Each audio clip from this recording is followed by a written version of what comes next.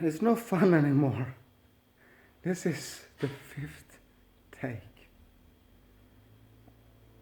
I can't do it, guys.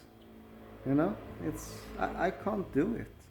I'm gonna talk about pumps, mechanical and EDC pumps. That's the topic today. And it's impossible because and it's all turns to shit. I can't separate the two. It's five takes. 5. And I talk for 15 minutes and I still, it's,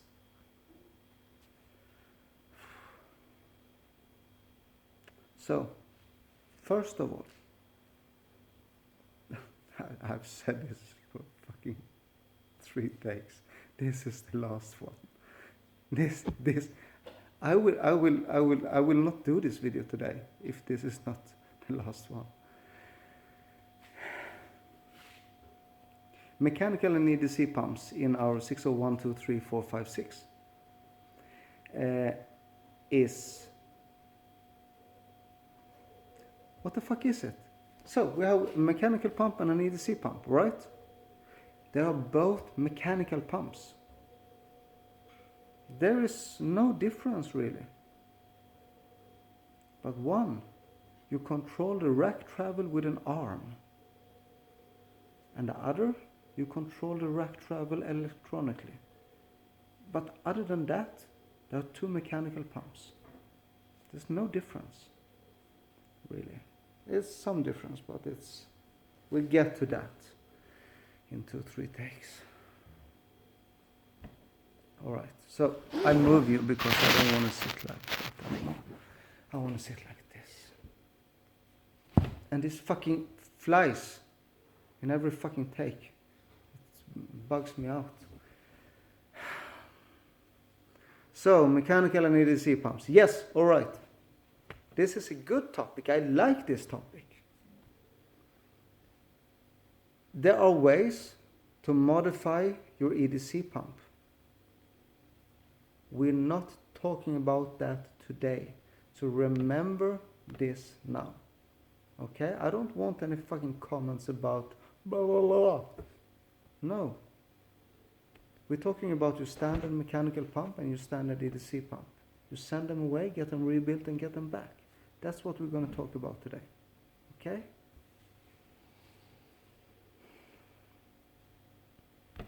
The EDC pump has a very limited rack travel. And this is like the only difference between the 2 pumps. The EDC pump has a very limited rack travel. That means that it will give less fuel. And for you and me, that means less power, or less boost, or less what the fuck, less smoke for you overfueling guys, you know? So that's the only difference. You cannot get the same amount of power in your EDC pump as in your mechanical pump. Other than that, the pumps are fucking identical. So, if you have limited rack travel, so in many takes now I've name dropped. I will try not to do that now.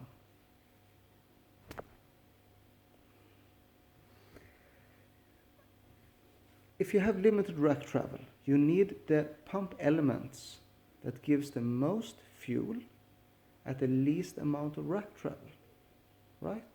Because your rack travel is limited. And there are really 2 companies that makes their own pump elements. And yeah, some Chinese shit, but we don't need to talk about that. We talk about the good companies here.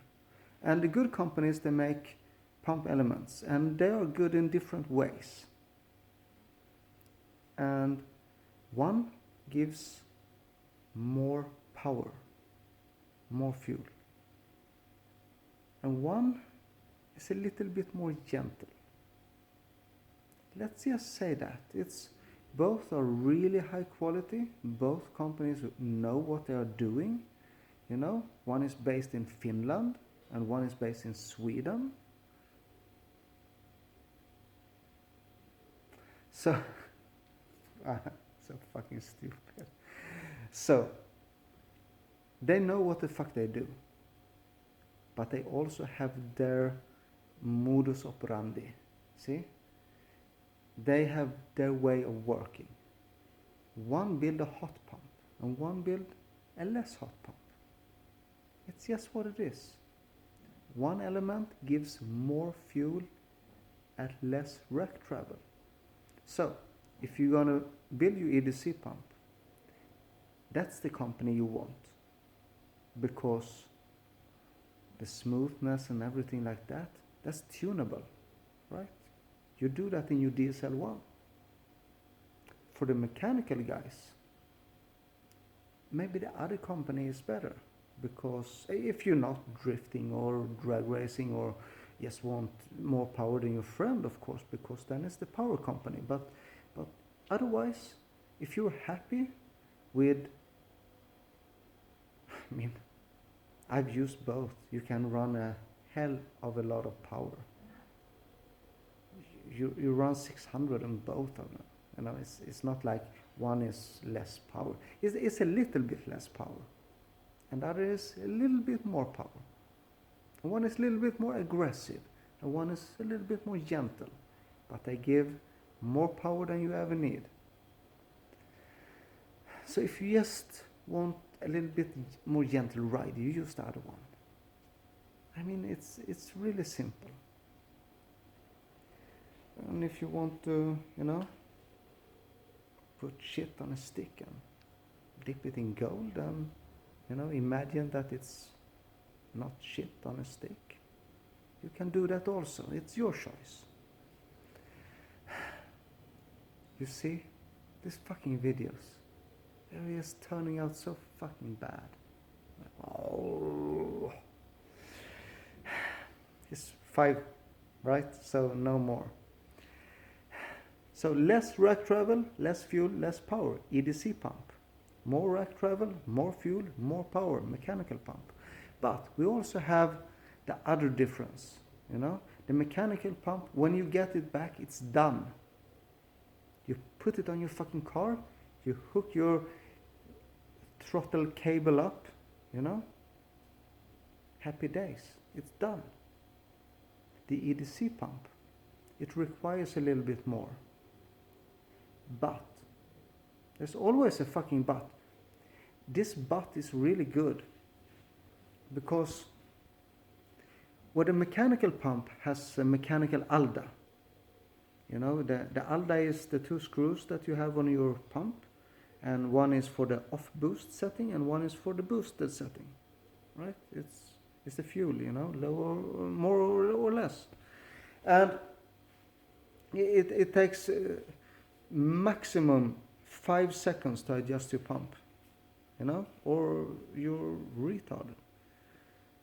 So it's really, really simple, but at, I don't really know now, but 0.4 or 0.6 bars, I think it's already at 0.4, it start to put fuel on. And remember now that your 140, 150 horsepower 606 has fuel for 140, 150 horsepower. But your fuel setting is for 500, right? So when the Alda starts to open, it will very, very rapidly go to a 500 horsepower setting. And you're still at 1 bar of boost. So at 1 bar of boost, you're overfueling like a motherfucker. And that's why we see all these videos and your car, you know, on acceleration it will smoke like a motherfucker. That's just how it is. Because the Alda is putting on fuel a little bit too fast. I mean, do we need to change it? Or not really, but, you know, that's the mechanical pump. That's what we have to live with. And that's the simple way. The complicated way, the EDC pump, it gives us a lot of control. We don't need to have smoke. Maybe a little bit because we get the spool a little bit earlier. If we put on a little bit more fuel, we get a little bit faster spool. You know, we trade off with the EDC pump. We do what the fuck we want. We are in full control.